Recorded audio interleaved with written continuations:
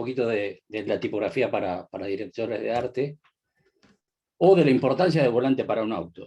Es más o menos lo mismo. En tipografía tenemos una parte de la imagen, pero como la construcción de las ideas es básicamente, se ejerce a través del texto, la comunicación es también a través del texto. Y la tipografía es parte, lo van a ver en todos lados, o sea, donde dirijan la mirada van a encontrar tipografía, pero excepto en los medios audio, ¿no? Que son la radio y poquito más, pero el resto y Spotify, pero el resto es todo tipografía. Por eso en la presentación la tipografía que utilicé casi no tiene forma, pero sí es una tipografía que estamos todos acostumbrados a saber que es la helvética. Pero bueno, vamos allá, y lo que les voy a pedir, lo primero, es que clausuremos la mente durante un rato y dejemos que comanden las sensaciones. Esto es un ejercicio que vamos a hacer, que vamos a ver una sola palabra repetida en un montón de tipografías, y esas tipografías les van a transmitir diferentes sensaciones y diferentes emociones. Y es esto.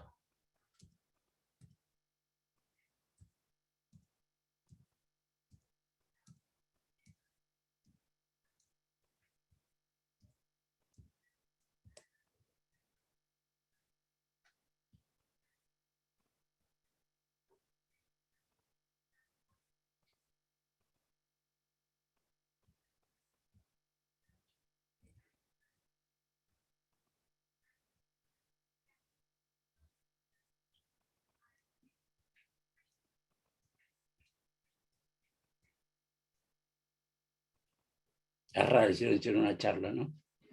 La tipografía es un mensaje en sí misma, porque la tipografía viene de una historia, o sea, la tipografía no es ahistórica.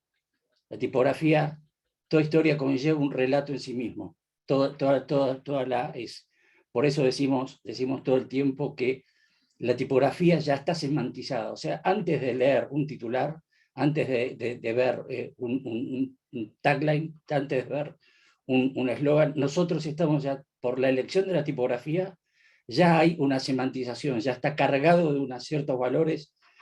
Por eso hablamos de la tipografía, y hablamos no solo de la tipografía, sino de la tipografía que se elige, sino del tamaño que se le pone, del grosor que se le da, si es todo mayúscula, si es todo minúscula, si es minúscula, mayúscula.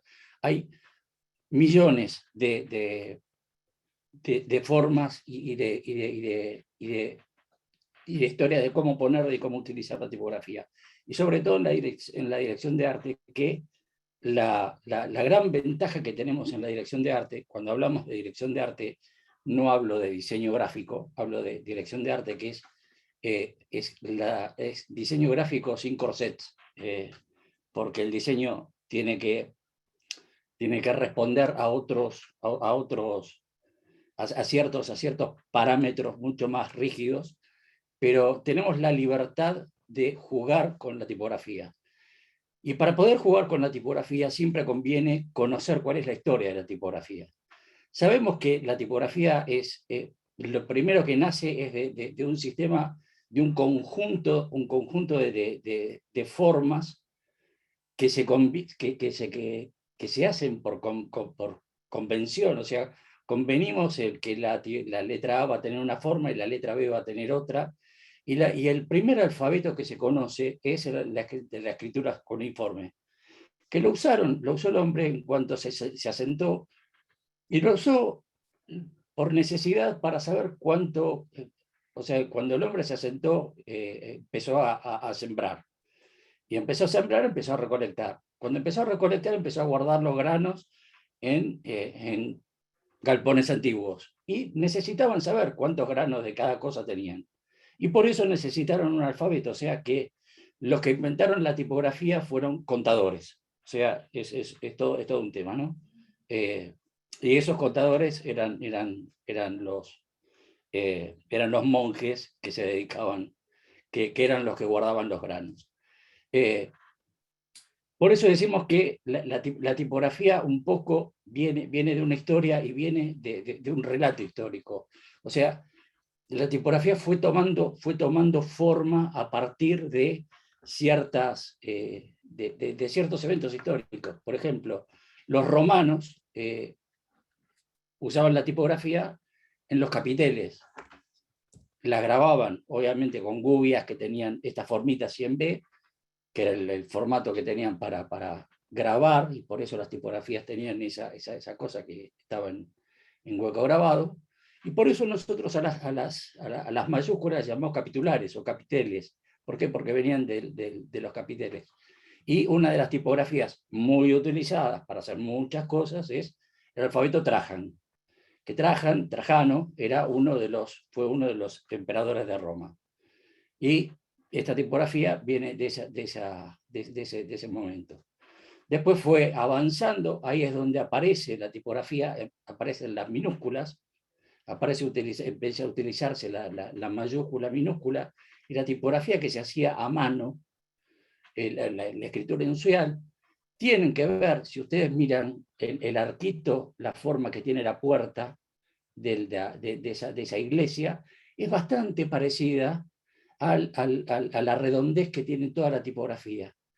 Se hacía de esa manera porque un poco la que marcaba la pauta, la pauta estética, la pauta de lectura, la pauta cultural, era la arquitectura. Era lo más importante que había en ese momento. En el siglo X era casi el único evento más importante que tenía el hombre como hecho cultural. Después de ahí se salta al periodo gótico, y el periodo gótico acá vemos cómo de nuevo la tipografía se asemeja a la arquitectura. Vuelve a tomar esta forma de ojiva, y esta tipografía más alargada, más condensada. Más condensada quiere decir, bueno, cuando es más estrecho el espacio en el ancho que en el alto. Y esto era el gótico, ¿no? Era el hablarle a Dios, el acercarse a Dios. Por eso todo tenía en el gótico esta cosa así alargada, y esta cosa como de querer llegar, a Dios, ¿no? De como querer tocar el cielo.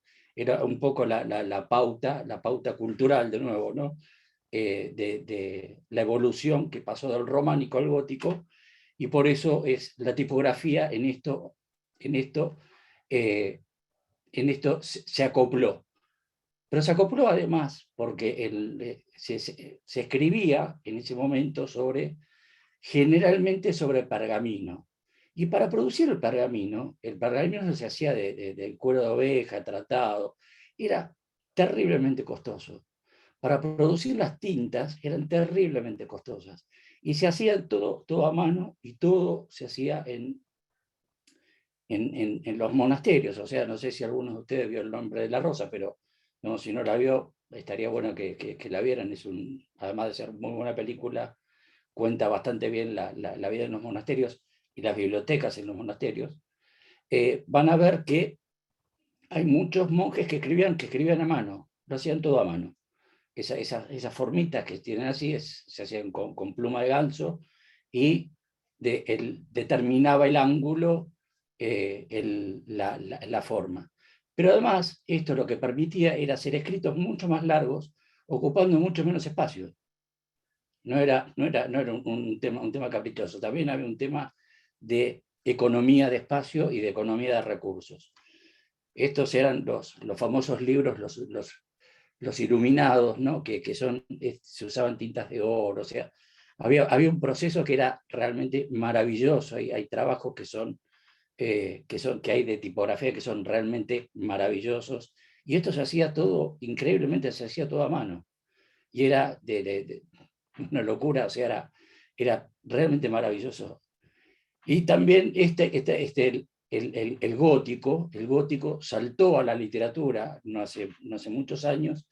Se formó toda una subcultura gótica, y eso hoy está en muchos tatuajes, O sea, saltaron a formatos políticos no muy santos, pero bueno, digamos, hay todo un devenir histórico de la tipografía, y la tipografía sigue cargada de contenidos, sigue cargada de semánticas. Por ejemplo, saltamos a la primera impresión del ser humano, a la primera impresión de Occidente, mejor, me corrijo, o sea, porque la primera impresión que se conoce por tipos móviles, ustedes saben que, bueno, en su momento, el gran salto técnico, no todo era digital, en un momento era todo bastante rústico, ya les digo, pasamos de hacerlo a mano a hacerlo de forma mecánica, era la Biblia de Gutenberg. O sea, la primera Biblia de Gutenberg, ¿cuál es la novedad? Es que se usaron tipos móviles.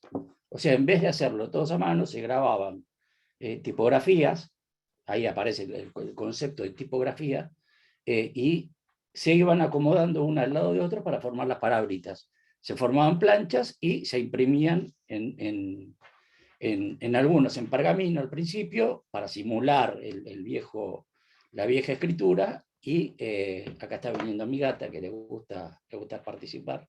Es una gata sabe mucho de diseño la gata. Y esto se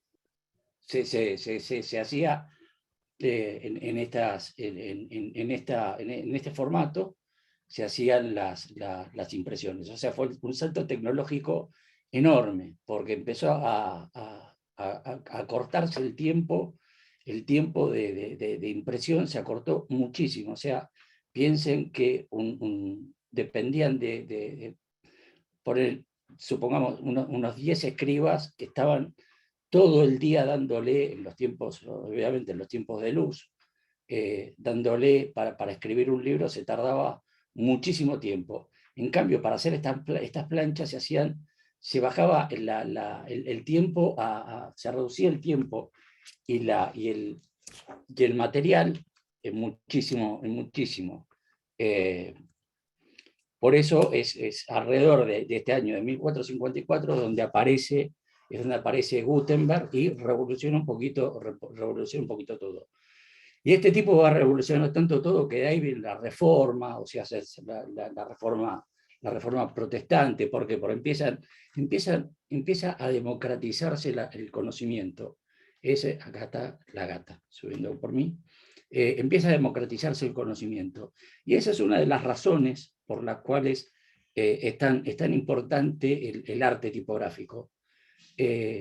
La tipografía, la mecánica, la imprenta, es todo, aunque hoy haya evolucionado en formas digitales, se siguen adaptando tipografías para mejor lectura digital.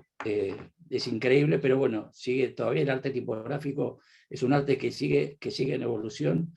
¿Por qué? Porque siguen en evolución los medios mecánicos como nosotros absorbemos la cultura. Hoy la absorbemos a través de un celular, y el celular necesita tipografías que estén especialmente adecuadas para ese celular. O sea, no tanto como esta vieja primera Biblia de Gutenberg, que se imprimía en pergamino y después empezó a imprimirse en papel.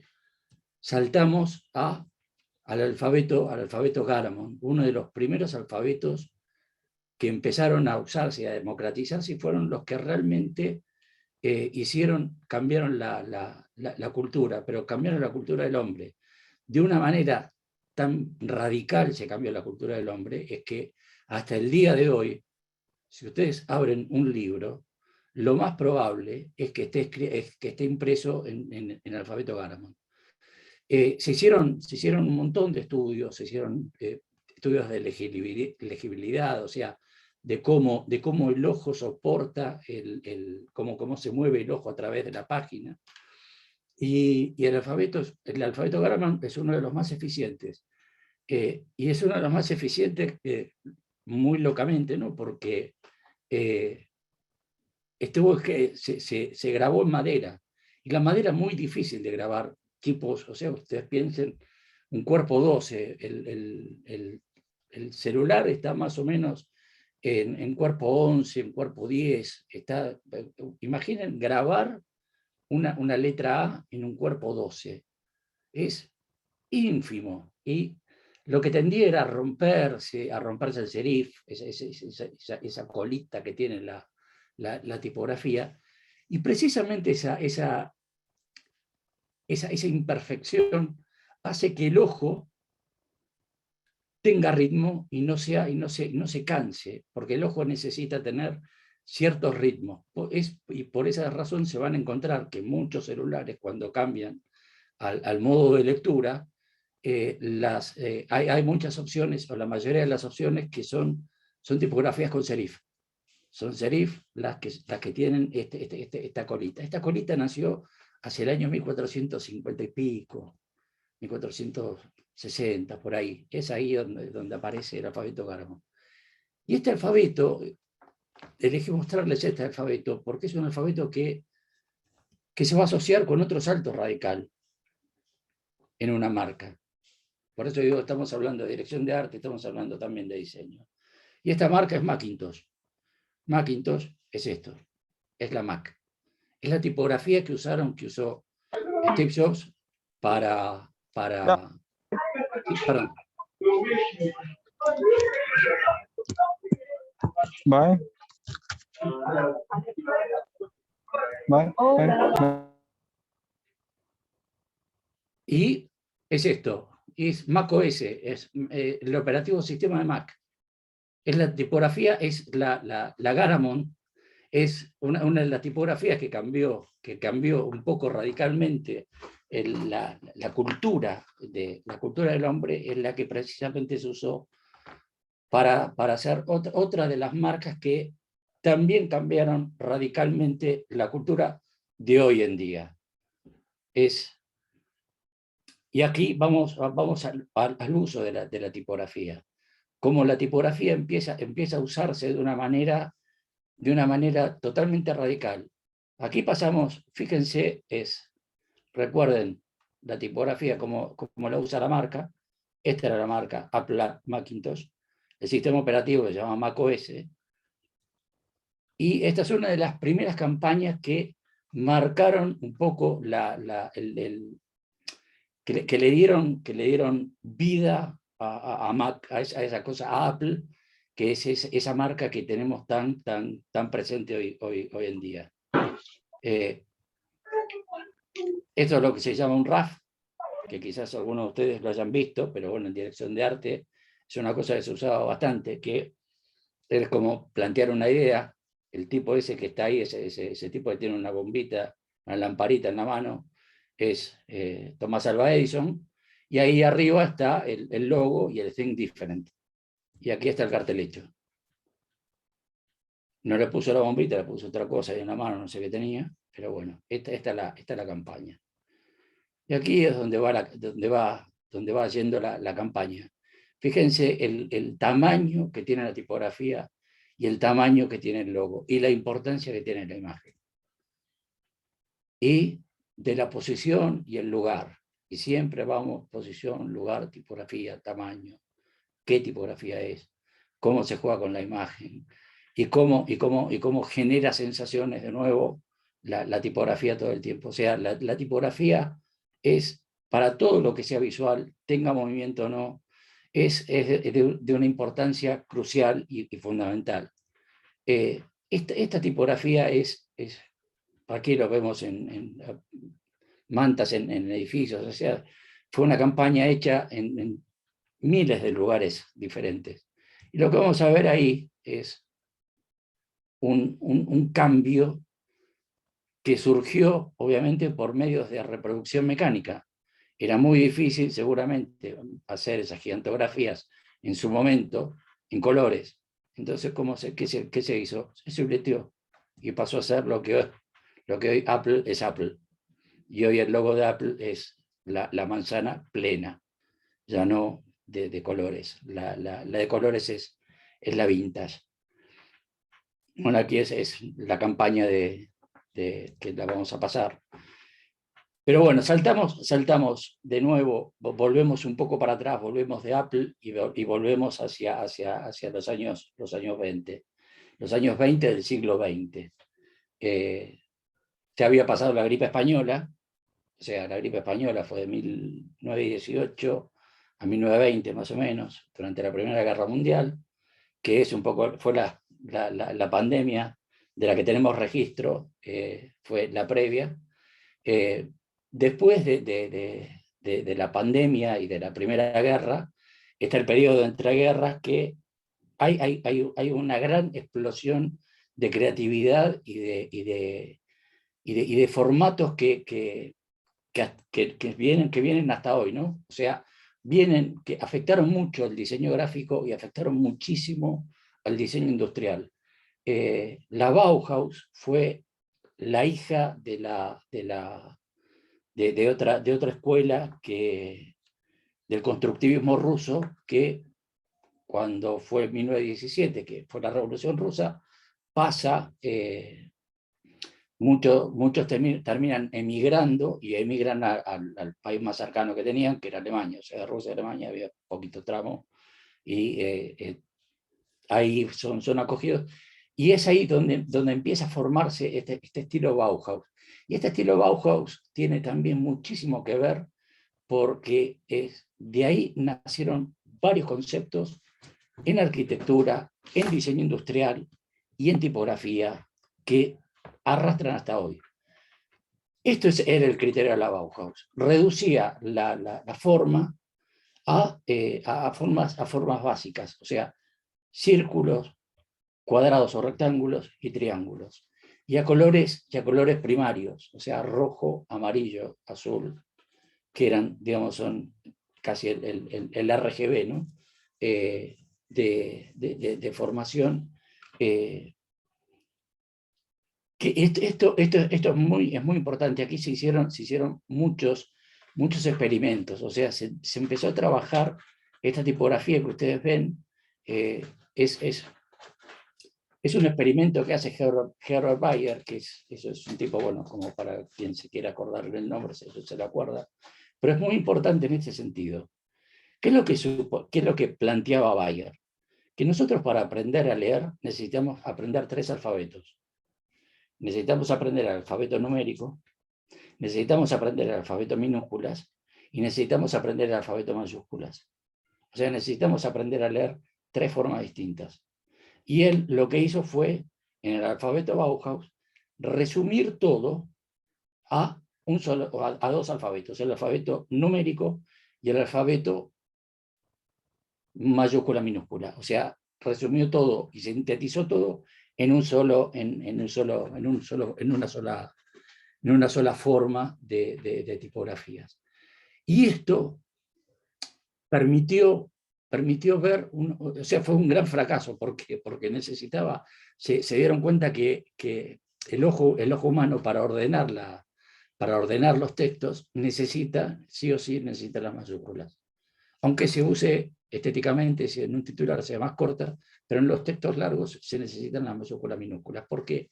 Porque hay otra cosa más que tiene la tipografía.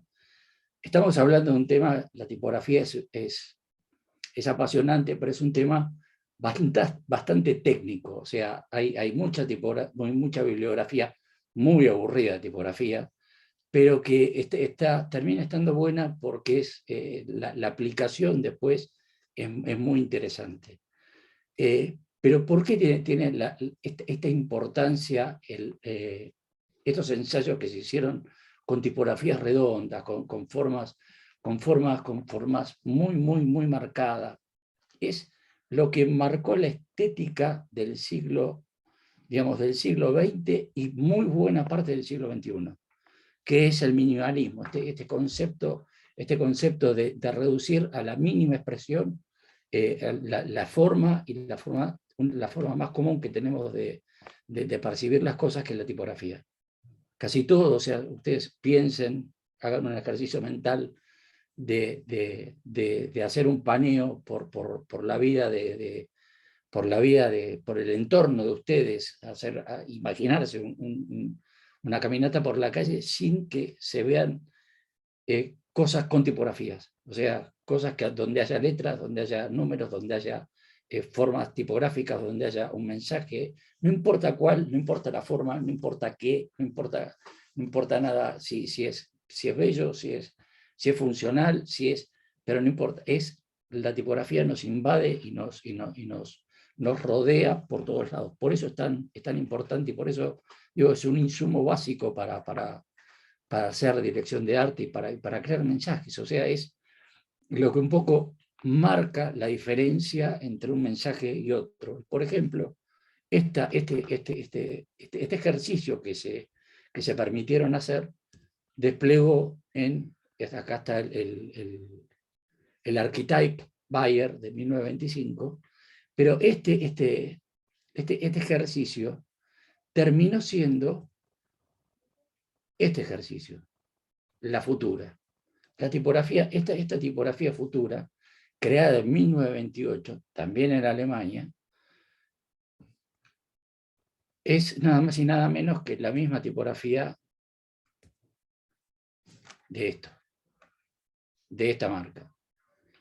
Esta marca viene construyéndose desde 1900 y pico. Bueno, fue fundada por el nazismo, pero bueno, digamos, y fue creada con esta tipografía, con una tipografía alemana. Esta tipografía se sigue usando hasta el día de hoy en el alfabeto, en la marca Volkswagen.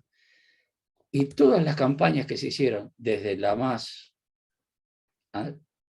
significativa, que fue el Think Small, que se hizo en los años 60 en Estados Unidos, en una ciudad, en Nueva York, o sea, por la agencia Verba,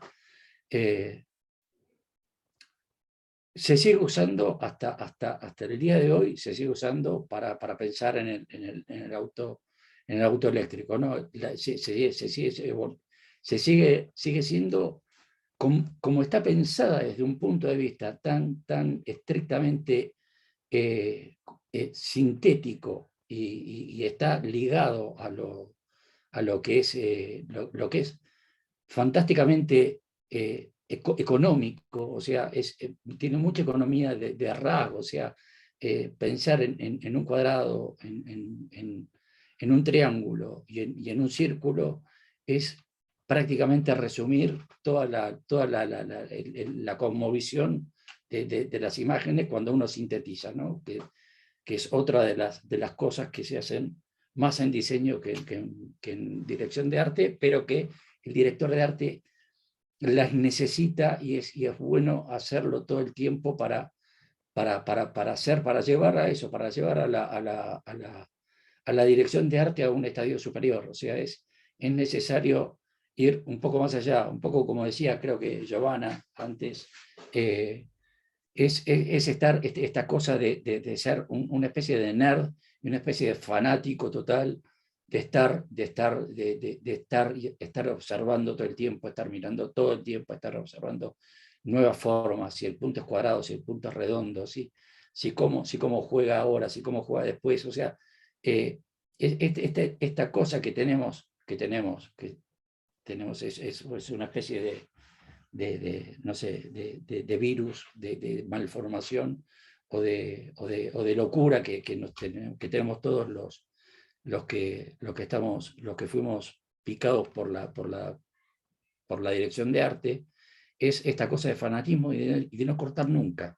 Nunca cortamos. O sea, siempre estamos viendo cómo juega la tipografía acá, cómo juega la tipografía allá, cómo juegan los mensajes, lo atrevido de los mensajes, cómo se pueden hacer, cómo pueden hacer un auto de compuesto y negarlo en el titular. O sea, es maravillosa la creatividad.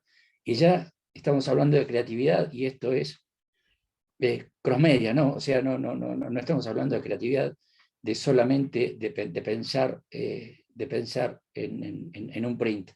Es cierto lo que dice Giovanna, yo no sé, hace años que no hago dirección de arte para un print, pero es es maravilloso el tipo de pensamiento, porque la esencia del pensamiento es, es como jugar con la imagen, con la tipografía y con lo que se dice, porque en definitiva lo que buscamos es generar un impacto en la mente, y en la mente lo que usamos son las imágenes y las palabras. Acá estamos negando lo que estamos viendo, y eso es lo maravilloso. Este aviso, por ejemplo, Lemon se le decía a lo que salía mal, ¿no? Salió un limón. O sea, y este auto, para los estándares de los 60, piensen en la película, los que no vieron la serie Mad Men, pero bueno, pero traten de pensar en ese tiempo, el cine de ese tiempo. Los autos eran exactamente el contrario de esto, eran súper enormes, alargadísimos, que tenían formas así como de Batman, que eran unas cosas totalmente puntiagudas, un diseño totalmente loco, ¿no? En Estados Unidos, que era lo que dominaba la producción industrial. Este auto era chico, no entraba la gente, o sea, no, era feo. Generalmente venía en un solo color, que era negro, o sea, no venía de colores. O sea, era un espanto estético en relación a lo que denominaba la época. Entonces, por eso hicieron un aviso que decía, esto es un Lemon, salió como que salió mal. Pero lo hicieron evolucionar, y hoy día el eléctrico hicieron un Lemonade. La misma agencia, creo que este aviso es de Estados Unidos también. Pero digo, cómo sigue jugando casi el mismo armado tipográfico. Si ustedes se fijan, el copy tiene algunas características que, bueno, que se verán en la materia, que son cosas que son muy técnicas, muy específicas, pero que, digamos, responden más a la época que a estándares de que está bien o que está mal. Simplemente son juegos que se hacen. Pero cómo la estética sigue funcionando, y cómo la estética sigue funcionando de la misma manera, y el mensaje y el tipo de mensaje que crean sigue funcionando de la misma manera, en color o en blanco y negro. Son casi, no sé, pero casi 60 años entre un aviso y otro. O sea, piensen el tiempo y la actualidad que tiene uno y otro. O sea, uno podría estar el de Lemon podría estar en color y ser el autito amarillo y ser otra cosa. O sea, pero la vigencia estética sigue estando, y viene de esa vieja idea de la Bauhaus, de generar, de ir a buscar un poco más allá, de salir de ese lugar de confort, de ir a buscar algo que era más revolucionario, que es, que es buscar incomodar un poco para llamar la atención. Ya sea que un director de arte tenga su propio estilo para llamar la atención, o que una marca llame la atención con su propio estilo. Eso es un poco la esencia de la dirección de arte, y la tipografía es lo que va a estar atravesando todo el tiempo la dirección de arte. La dirección de arte es un poco eso. O sea, ¿qué hubiera pasado si este aviso de Lemon, la tipografía hubiera sido enorme, así, que atravesara de punta a punta y dijera Lemon? ¿Hubiera tenido el mismo impacto? Y casi seguro que no. Casi seguro que no, porque se hubiera despegado del estilo Volkswagen, porque marcaron un estilo. Volkswagen marcó un estilo. Y es esta futura la que hizo que ese estilo fuera posible, ¿no? Pero también esta tipografía es la misma que esta. Pero esta tipografía de Nike es la futura, pero condensada, como hizo el gótico. En Volkswagen se parecía al románico, a esa cosa redondita, ¿se acuerdan de esa iglesia chiquita que tenía una puerta que era redondita? Bueno, la tipografía esta, como la usó Volkswagen, era así como el románico, y como la usa Nike, es como el gótico. comprimió el espacio, lo hizo más fuerte, lo hizo más grueso, y lo hizo súper, la utilizó con la misma dureza y con la misma rigidez, rigidez en cuanto al tiempo y a la manera de no apartarse nunca de la tipografía, ¿no? De no dejarla, de no abandonarla. El logo siguió siendo el que es. Lo fueron sintetizando, le sacaron el Nike, dejaron el Swoosh solo, pero la tipografía en la comunicación, hasta lo que mostró Giovanna en esta cosa que hicieron maravilloso los chicos en el docs del Drive, la tipografía que estaba precargada era esta tipografía. Era la tipografía que se llama Futura Extra Bold Condensed. Es la tipografía que se recontra mega usaba, que estaba de moda, pero era de super moda en los 70s, que es donde nace Nike. Nike nace por esa época, en los 70s. Ahí es donde nace la tecnología de Nike, donde hay toda una evolución en la industria, y esa evolución industrial está asignada por una tipografía, y esta tipografía es precisamente la futura, la misma de Volkswagen. Y fíjense cómo estos son carteles nuevos, ¿no? que sigue haciendo Nike, que son de una belleza total. O sea, acá no dice Nike en ningún lado, pero todos sabemos que es Nike. No hace falta que tenemos la pipeta, tenemos el Swoosh, y tenemos la tipografía con el eslogan, el Just Do It. Y aquí de nuevo, o sea, Nike en Japón.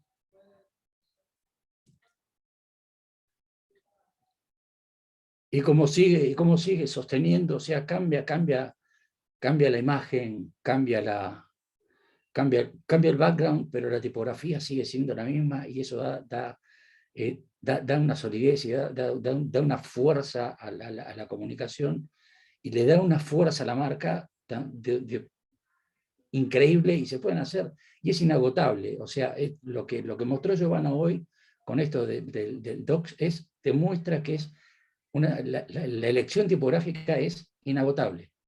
Y el tema de tenerlo, eso como norte, de tenerlo siempre presente y de tenerlo siempre más allá, y ir siempre insistiendo y buscándole una vuelta a la imagen, a la composición, al uso tipográfico, de no quedarse en la zona de confort y de siempre ir un paso más allá. Pero bueno, acá vamos con aparece David Carson, que es uno de los diseñadores que en los 90 un poco revolucionó bastante, sacó al diseño gráfico y a la comunicación de su zona de confort. Decía, sostenía esto: no confundan legibilidad con comunicación. El manejo de la tipografía es buscar un énfasis que atraiga al lector a ver el mensaje. Esto es el ecosistema, esto es donde viven los mensajes. O sea, esto es, si hoy pensamos en el journey, en el viaje de cualquiera de nosotros, en la normalidad, o en la nueva normalidad, como sea que fuera, pero bueno, no, más allá de los cambios de hábito, de quizás vayamos al trabajo, en vez de 5 días a la semana, vayamos 2 días a la semana, o quizás no, pero bueno, digamos, vamos a andar, nos vamos a levantar a la mañana, quizás para lo que hace un hombre más o menos común de mediana edad, es o pone la tele o pone la radio para informarse, toma el transporte público o agarra su auto o su bicicleta, va de su casa al trabajo, llega al trabajo, y cuando pasa por la calle se encuentra con ecosistemas como estos. O sea, quizás con menos carteles, quizás con más carteles, quizás con carteles más lindos, con carteles más feos, quizás más ordenados, menos gente apiñada, o sea, pero se encuentran en ecosistemas donde está lo que se dice polución visual. Hay mucha cantidad de estímulos, pensemos hoy en la vida moderna de las ciudades, están construidas de una cantidad de estímulos impresionantes. Si ustedes, si ven ahí, si miran esta foto, hay un catálogo tipográfico, o sea, tienen tipografías de todos los tamaños, de todos los estilos, de todo, o sea, haciendo miles de juegos. ¿Y qué pasa cuando vamos a esto? No confundan legibilidad con comunicación. Y miren lo que pasa. Justo con Nike. El cartel que más se ve es el que menos se lee. Entonces, es necesaria la legibilidad. Alcanza con el énfasis. Entonces, esta es una respuesta es una pregunta retórica que no. Además, las cosas tienen que ser legibles. Además de tener un énfasis. Esto tiene un énfasis, pero el énfasis no es legible. Entonces, estamos en problemas. Y acá es donde empezamos a jugar. Yo sostengo que para mí el máster de la dirección de arte está en hacer carteles. Es lo más difícil de todo. ¿Por qué? Porque uno en el teléfono tiene todo el tiempo del mundo. Igual, o sea, el teléfono, el celular se asemeja un poco al diario, a la revista, ¿no? Por el tiempo en que uno puede manipularlo y tenerlo en la mano. Pero en cambio, el cartel de vía pública, uno pasa, le pasa. Entonces, el mensaje tiene que ser tan sintético, tiene que estar tan bien armado, que tiene que ser brutalmente efectivo y brutalmente efectista. ¿Para qué? Para que nos llame la atención y nos produzca un impacto y podamos tener ese segundo que vamos a pasar. No sabemos a qué velocidad, o sea, desde la velocidad de una bicicleta, la velocidad de un colectivo o la velocidad de un auto, vamos a pasar por esos carteles, y esos carteles tienen que ser legibles y además tienen que generarnos una impresión. Por eso es como que la prueba de fuego del director de arte es el cartel. Para mí, en mi visión. Y el cartel sigue estando dentro del ecosistema que hoy seguimos teniendo, porque, digo, retomo a Giovanna todo el tiempo, porque es la parte, digamos, es el nuevo medio que se suma a la vida diaria.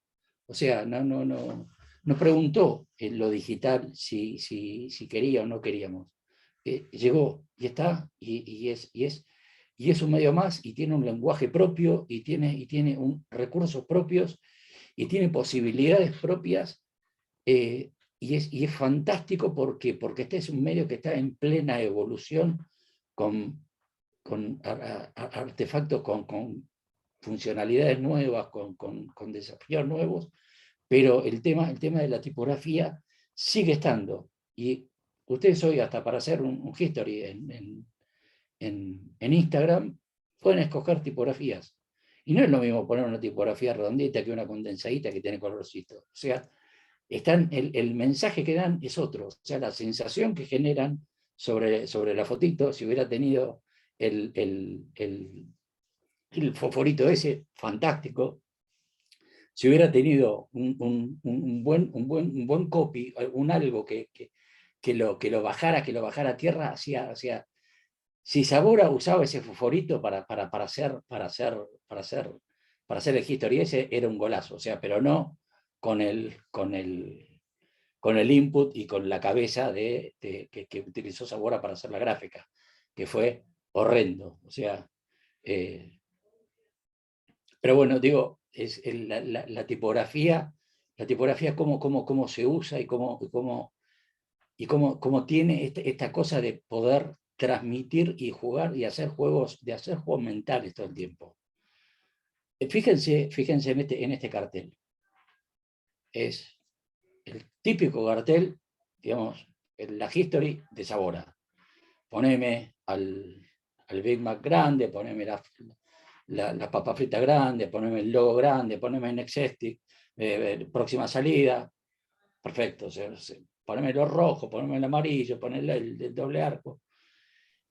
Y cómo salir de la zona de confort y buscar otra cosa para generar quizás muchísima más empatía y más recordación, es esto. Es la misma marca, todos sabemos que habla de la misma marca, todos sabemos que habla del mismo código, pero no necesita poner nada más que decir próxima salida. Y lo marca casi como si fuera un cartel de señalética, ¿no? Es lo maravilloso de jugar con tipografía. Vean uno y vean otro. Vean uno y vean otro. Este les pega en el estómago, si fueran las 12 del mediodía, más todavía. Este les va a pegar en la cabeza y se van a acordar mucho más de este que de este, porque uno come y se olvida. No quería decir otra cosa, pero bueno. Pero lo más probable es que se retenga. ¿Por qué? Porque genera el impacto del darse cuenta. Cuando uno descubre algo, se da cuenta, dice, uy, y ahí es un estímulo intelectual. Y eso es un poco lo que genera la dirección de arte y las buenas ideas, ¿no? Generan, es decir, wow,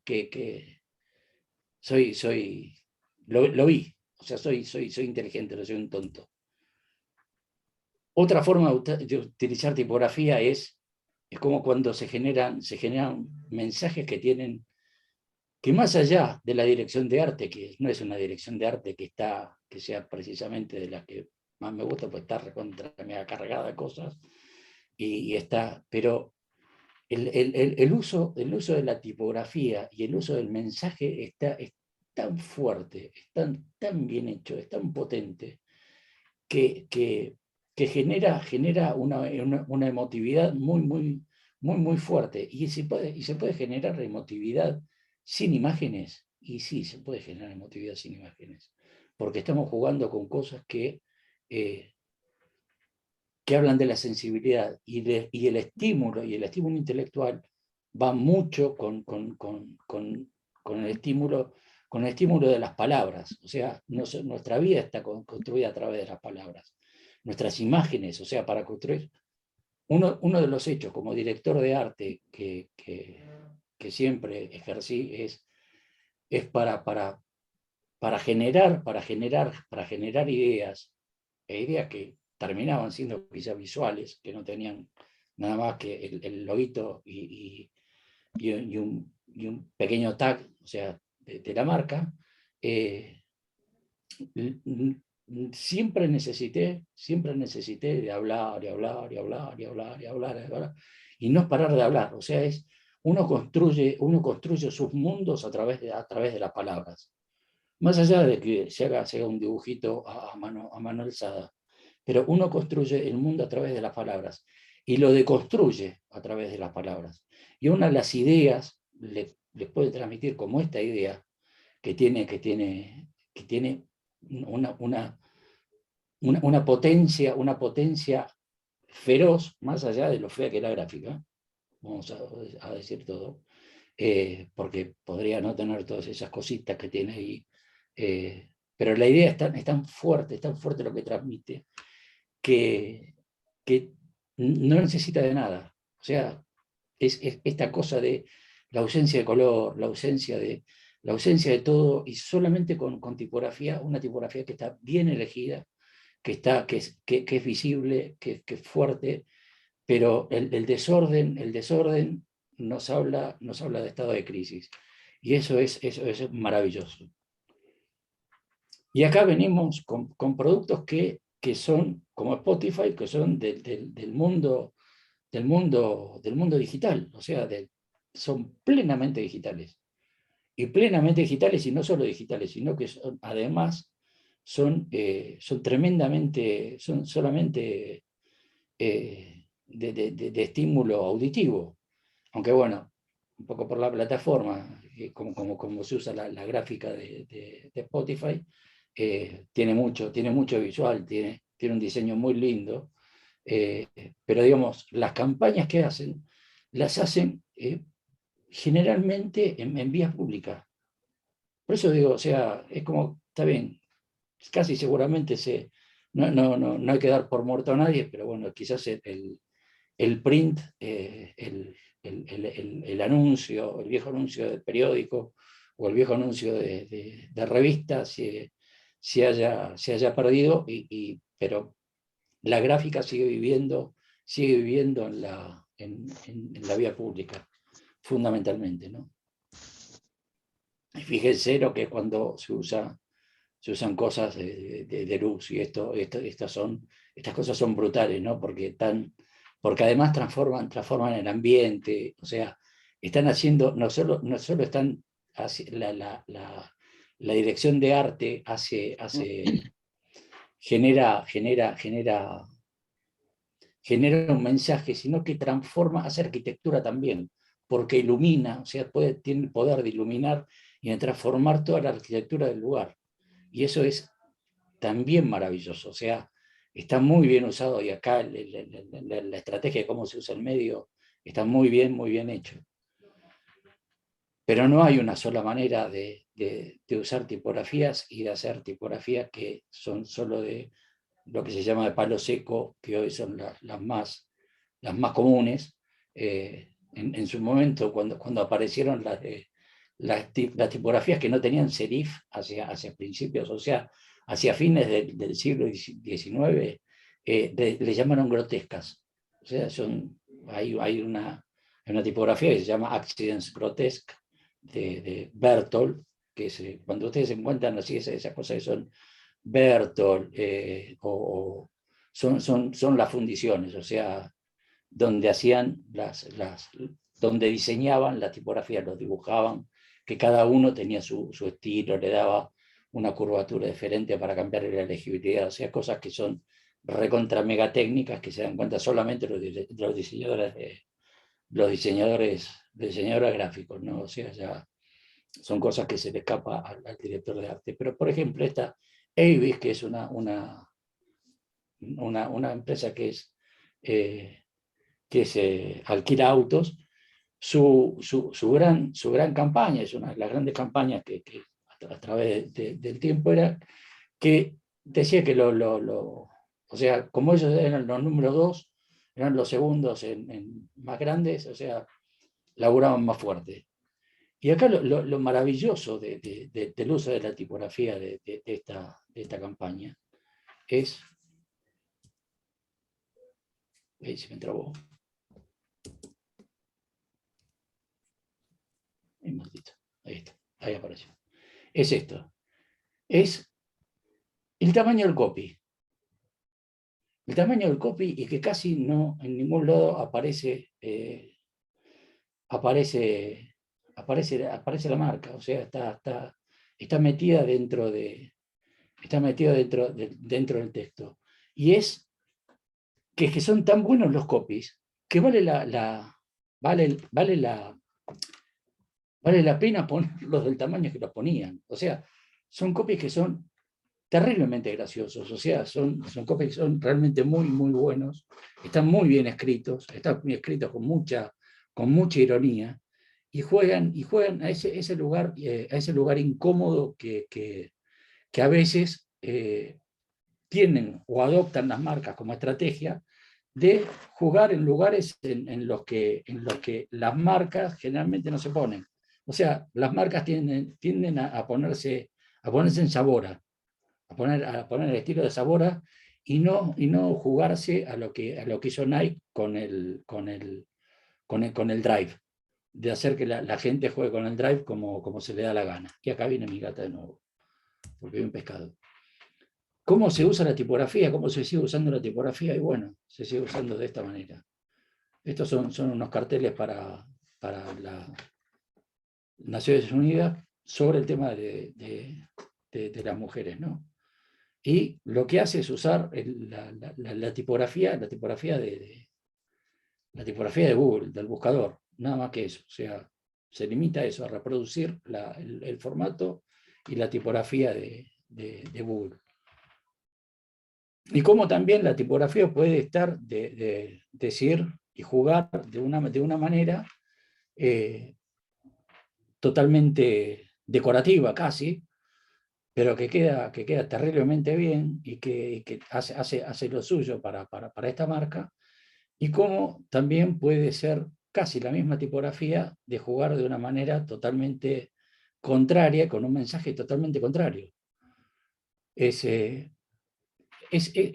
ductilidad que tiene la tipografía de usar no, esta tipografía es para esto, esta tipografía no hay nada dicho en tipografía, y eso es lo maravilloso, que está todo permitido y depende del buen gusto del director de arte y de la estrategia que se quiere utilizar. Porque toda representación visual responde a una idea, y toda idea responde a una estrategia.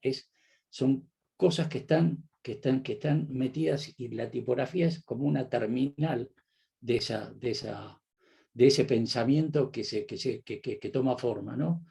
Y la elección tipográfica tiene que ver, y hay que salir del lugar. O sea, mi recomendación, ¿no?, después de algunos años de hacer dirección de arte y de haber visto un montón de directores de arte, de haber trabajado con directores de arte que me enseñaron, que me torcieron la cabeza como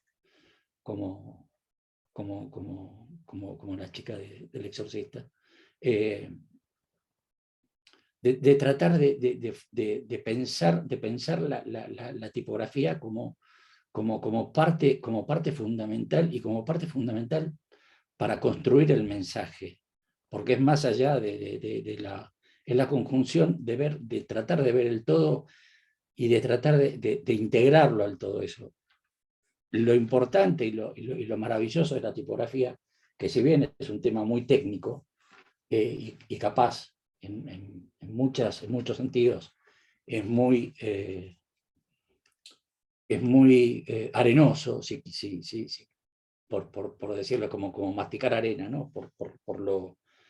Quizás por lo técnico, por lo duro que puede llegar a ser, es la capacidad de combinaciones que tiene, es infinito. O sea, es infinito y es trascendental, porque depende de la visualización de nuestra idea, como vimos en ese cartel de Nike, que se veía muy bien la cara del jugador de fútbol americano, ese que se arrodilló que puso rodilla a tierra durante el himno, y qué sé yo, pero no se leía qué decía. Entonces, son esas cosas que tiene la tipografía, de hacer que una buena idea, que una buena estrategia, que un buen pensamiento tenga éxito o fracase. O sea, estamos todo el tiempo jugando con eso.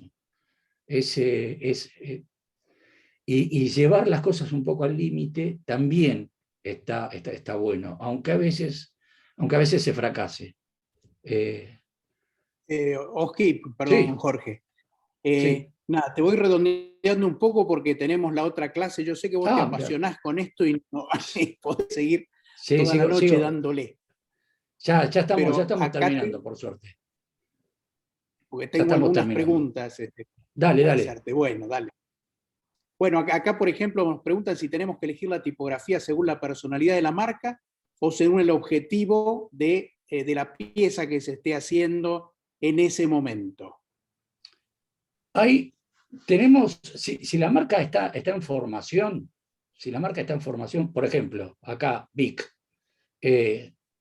la tipografía está hecha a mano.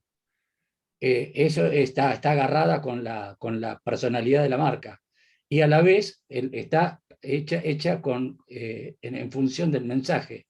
O sea, las posibilidades de combinación son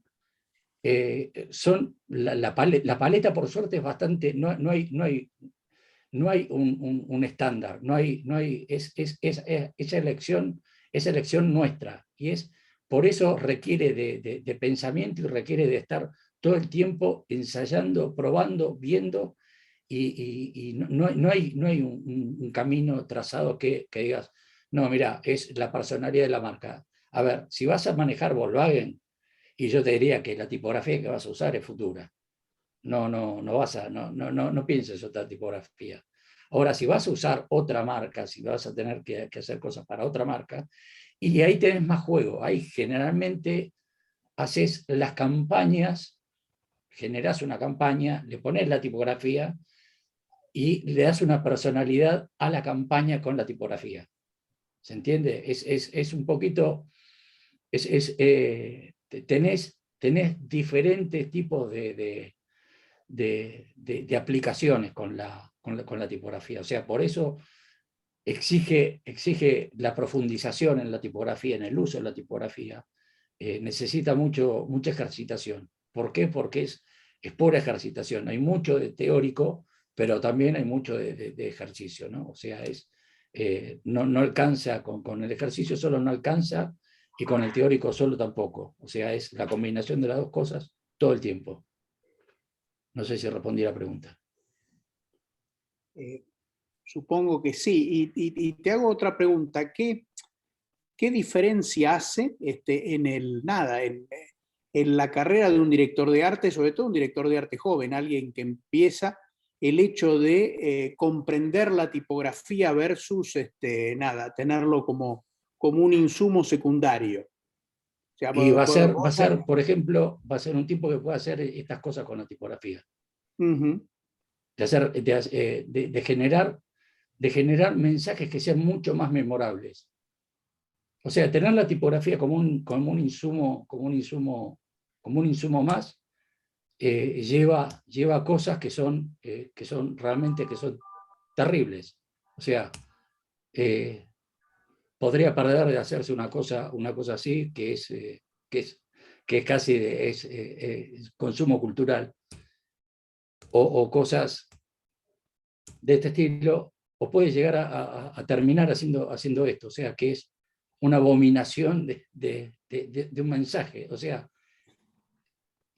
no sabemos qué dicen en este texto tan corto, no sabes si acepta el coso de Pepsi Max, reto, de sabor, o sea, es totalmente ilegible.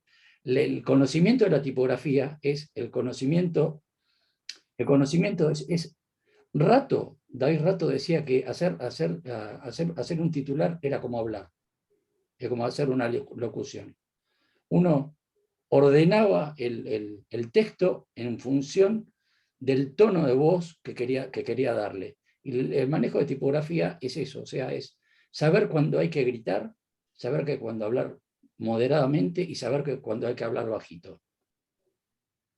¿Se entiende? Eso es lo que hace la diferencia para un director de arte de conocer la tipografía o no conocer la tipografía.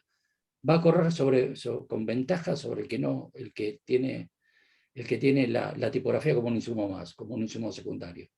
Es el director de arte, para mí, de todos los directores de arte que formé y de todo, para mí los que hacen la diferencia son los que manejan bien la tipografía. No solo la imagen, sino los que me pueden construir, los que saben cuándo poner un titular, del tamaño que tiene que ir un titular, con la tipografía que tiene que ir un titular y en el lugar que tiene que ir el titular. O sea, la dirección de arte es básicamente eso. Es la elección de la imagen, pero también cómo vamos a usar la tipografía, que es lo que va a terminar de redondear el sentido de esa imagen y lo que la va a direccionar, en cierta manera, a la percepción de esa imagen. Porque la percepción es un todo, nosotros percibimos el todo, pero cuando queremos comprender y decodificar, necesitamos a las palabras para llegar a la decodificación. Generalmente, ¿no? O sea, hay algunos ejemplos que son solo de imagen, pero digo, nosotros decodificamos el mundo a través de las palabras. Y por eso es necesario manejar bien la tipografía, porque la tipografía es lo que nos ordena las palabras. Es básicamente eso. Y tanto yo no separo el digital. Para mí hay diferencias en cuanto al manejo, en cuanto al manejo del medio, ¿no? Del contexto, que es lo que nos marca un poco, pero no hago diferencias entre el mundo digital, el mundo impreso, lo que sea. El manejo de la tipografía trasciende a eso. O sea, la tipografía mezclada con la imagen va a seguir funcionando, ya sea la palomita que hacías, que iba y venía, y si se le podía poner algún titular, alguna cosa que tuviera una idea que le diera un twist, ahí es de nuevo, es el exit del cartel de McDonald's, ¿no? Esa cosa, esa síntesis y ese clic que se hace en la cabeza, que es lo que marca una diferencia, es lo que nosotros trabajamos, y los que venimos en esto trabajando de toda la vida, es para dejar una pequeña huella en la cabeza de la gente. Es que las marcas puedan transmitir y dejar un pequeño clic, hacer un twist en la cabeza de la gente, de dejar esa cosa. Hay ideas que pregnan durante muchísimo tiempo, o sea, y se transforman en parte de la cultura, que es un poquito lo que marcaba antes de God Save the Queen, hecho por Neville Brody, ¿no? Que es esa cosa de la reina como tapada y totalmente devastada por un estilo gráfico que marcó un cambio en el tiempo, ¿no? La cultura punk. O sea, ese es el conocimiento de la tipografía. Hasta para romperla, la tipografía hay que conocerla. O sea, primero hay que conocerla para romperla.